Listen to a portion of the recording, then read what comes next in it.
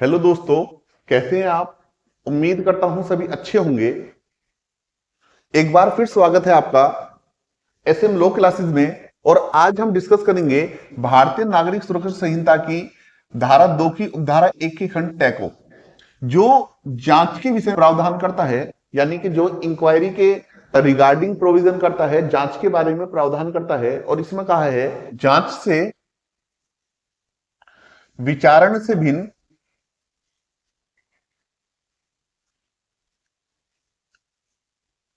ऐसी प्रत्येक जांच अभिप्रेत है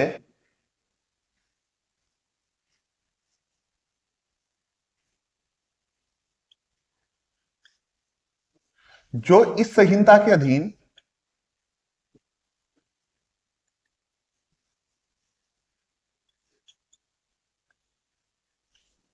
मजिस्ट्रेट या न्यायालय द्वारा की जाती है।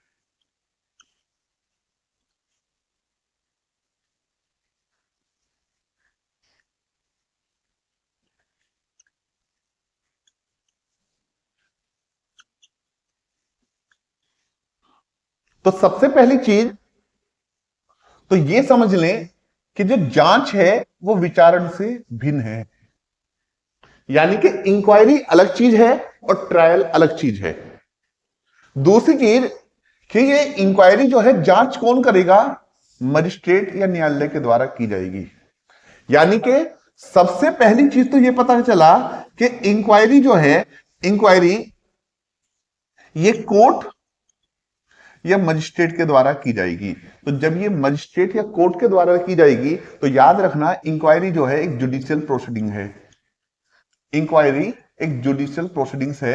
ये बार बार पूछा जाता है कि क्या जांच न्यायिक कार्यवाही है। हाँ, जांच न्यायिक कार्यवाही है। दूसरी चीज, कभी भी कोई भी पुलिस ऑफिसर वो इंक्वायरी नहीं कर सकता। पुलिस ऑफिसर इंक्वायरी नहीं कर सकता। पुलिस ऑफिसर जो करता है वो इन्वेस्टिगेशन करता है। और जो इंक्वायरी है वो ट्रायल से अलग है। तो हमें सबसे पहले इंक्वायरी को समझना पड़ेगा। तो इंक्वायरी क्या होती है कि जब भी कोई ऑफेंस होता है, ऑफेंस होने के बाद पुलिस जो है अपनी पुलिस रिपोर्ट सबमिट कर देती है मजिस्ट्रेट को। और जो ये पुलिस रिपोर्ट होगी, या तो ये क्लोजर रिपोर्ट के रूप में होगी या चार्जशीट के रूप में होगी। सपोज करो पुलिस ने अपनी जो है चार्जशीट सबमिट कर दी। अब मजिस्ट्रेट इस चार्जशीट को पढ़ रहा है, अपने जुडिशियल माइंड को अप्लाई कर रहा है। और जुडिशियल माइंड को अप्लाई करने के बाद ये देखता है कि मामला बनता है या नहीं बनता, क्या अभियुक्त के विरुद्ध कार्यवाही करने के लिए आधार है या आधार नहीं है। तो इस चीज को जो मजिस्ट्रेट देखता है वो इंक्वायरी कहलाती है।